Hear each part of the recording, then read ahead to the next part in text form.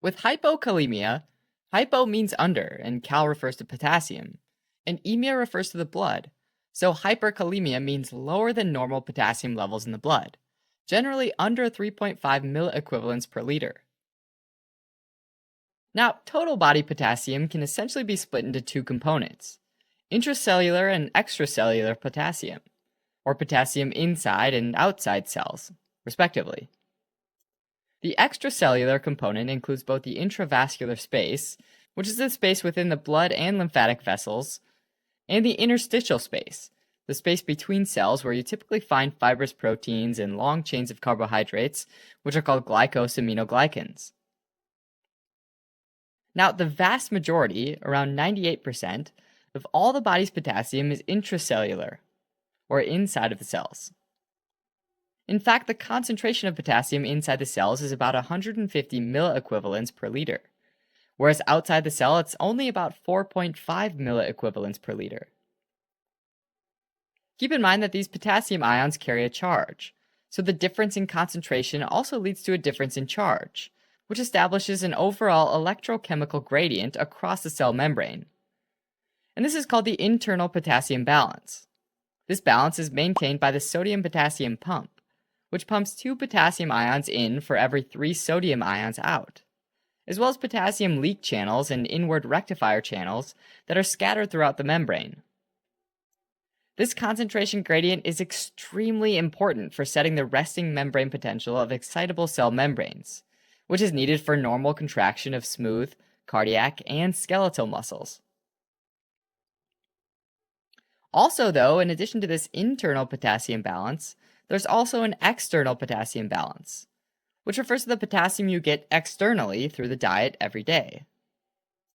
On a daily basis, the amount of potassium that typically gets taken in usually ranges between 50 milliequivalents per liter to 150 milliequivalents per liter, which is way higher than the extracellular potassium concentration of 4.5 milliequivalents per liter.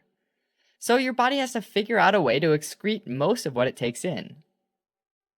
This external balancing act is largely taken care of by the kidneys, where excess potassium is secreted into a renal tubule and excreted in the urine.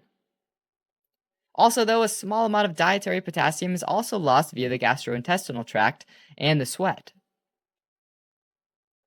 So, in order for there to be too little potassium in the blood, or hypokalemia, there are two possibilities.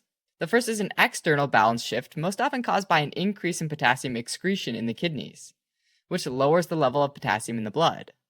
And the second is an internal balance shift, where potassium moves into cells, from the interstitium in blood. One potential cause of an internal potassium balance shift is having excess insulin. This is because after a meal, glucose increases in the blood, and at the same time insulin is released, which binds the cells and stimulates the uptake of that glucose. Insulin also increases the activity of the sodium-potassium pump, which pulls potassium into cells. People with type 1 diabetes don't make enough insulin, and so they use exogenous insulin, meaning an injection or infusion of insulin. In rare cases, insulin overdose can cause enough potassium uptake into cells as to cause hypokalemia. Another cause of an internal potassium balance shift could be an alkalosis, which is when the blood becomes too alkaline. In other words, there's a lower concentration of hydrogen ions, meaning a higher blood pH. One way the body can decrease blood pH is by moving hydrogen ions out of cells and into the blood. To accomplish this, cells use a special ion transporter that exchanges the hydrogen ion for a potassium ion across the cell membrane. So, in order to help compensate for an alkalosis, hydrogen ions leave cells and potassium ions enter the cells and leave the blood, resulting in hypokalemia. That being said, not all acid-base disturbances affect potassium levels. For example, in respiratory alkalosis, due to low carbon dioxide levels in the blood, potassium levels aren't typically affected because CO2 is lipid soluble and freely moves out of cells without being exchanged for potassium. Therefore, no hypokalemia. Certain catecholamines can also shift potassium out of cells, and this is via beta-2 adrenergic and alpha-adrenergic receptors on cell membranes. When activated, beta-2 adrenergic receptors stimulate the sodium-potassium pump, which pulls potassium from the blood into cells. Meanwhile, alpha adrenergic receptors cause a shift of potassium out of cells via calcium-dependent potassium channels. So that being said, beta-2 adrenergic agonists and alpha adrenergic antagonists both cause a shift of potassium into cells and out of the blood.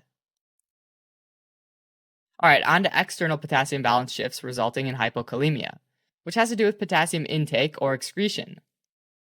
With regards to intake, simply not taking enough potassium in can lead to hypokalemia, like in the case of anorexia, prolonged fasting, or specific types of diets.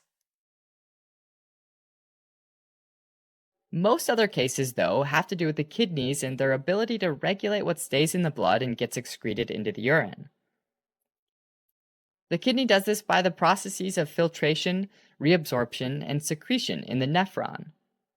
First off, potassium is freely filtered from the blood into the urine at the glomerulus. After that, about 67% is reabsorbed in the proximal convoluted tubule, and an additional 20% is reabsorbed in the thick ascending limb.